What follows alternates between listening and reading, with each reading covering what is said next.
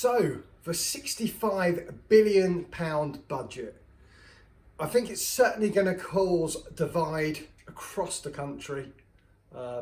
It's going to affect people in different ways. But the budget was announced, and I guess it's how we take the news, what we do with the news, and how we react coming out of lockdown, and we make the most of the position we're in. So let's just look at a few of the key decisions that were made and how it could affect us. For me, the tax side of things was a pleasant surprise. I think not attacking people's personal taxes is a good thing, and it will give generally everyone the opportunity to rebuild. I think the freezes on other taxes will be welcome. Corporation tax is obviously where, as business owners, we are going to be paying back more taxes on profits. That's gone up by 6%, but it's going to be tiered, which I really like. I really like the fact it's going to be tiered. You can potentially offset the previous year's losses if you lost money, and then you're only paid on the taxes over £50,000 profit. So if you think about some of the biggest companies that absolutely milked it throughout COVID and have made billions of pounds through COVID because of a change in the way that people are, and how we spend money. Those companies are going to have to be paying back a hell of a lot more tax. So I quite like it because I think the richest will have to pay back the highest taxes. The medium will pay back a fair tax, and the people that have lost out, potentially didn't make money last year but do this year, can offset that so they can enjoy the profits, albeit small ones, to help them rebuild, continue to rebuild, reinvest in the business. So overall, I'm happy with that. I think it's a good thing, but this is all about opinion. Everyone's entitled to look at it in their own way, from their own position, of course, and everyone's going to have a different opinion. And this is just my opinion on some of the bits and just giving the detail, facts and figures on the other bits. But I honestly respect everybody's different opinion on how you see it and how it affects you. The housing market. So the extension of a stamp duty holiday, I think, is sensible. I think there's been a lot of people that have been buying properties. The solicitors and mortgage companies have struggled to keep up with the demand, and there are delays. Not everybody that thought they were going to complete before March will. So the 3-month extension for me is a good thing.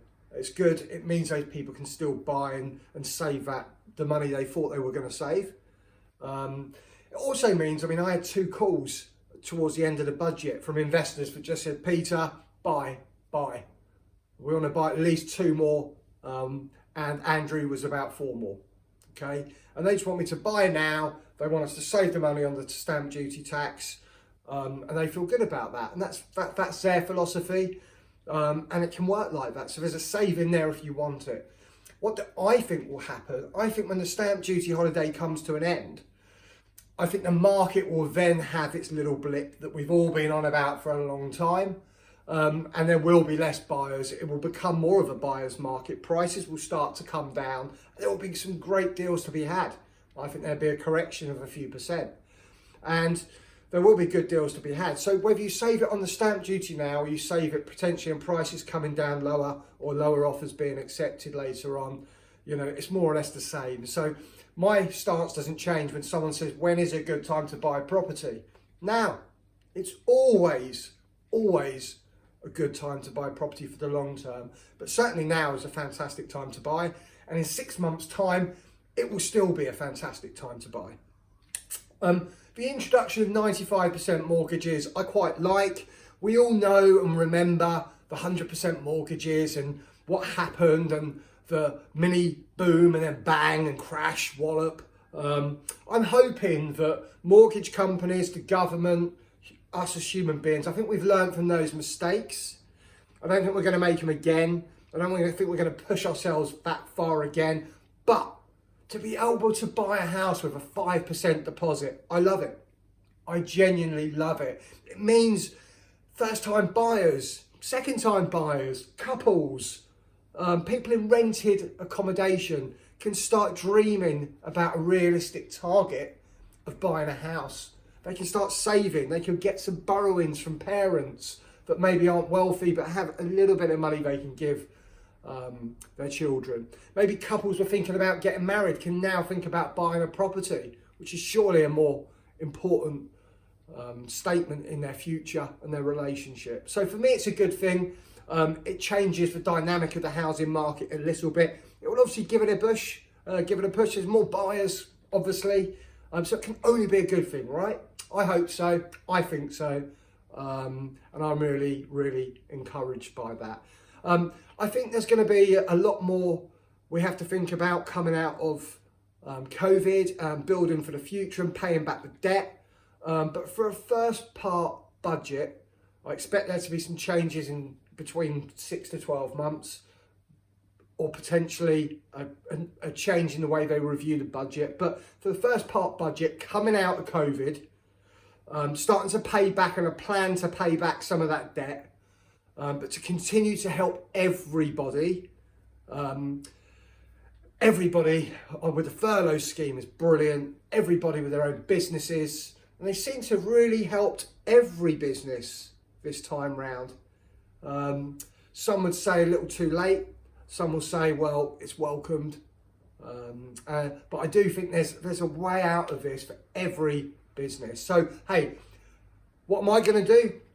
I'm going to take the positives. I'm going to understand the negatives, but I'm going to focus on the positives.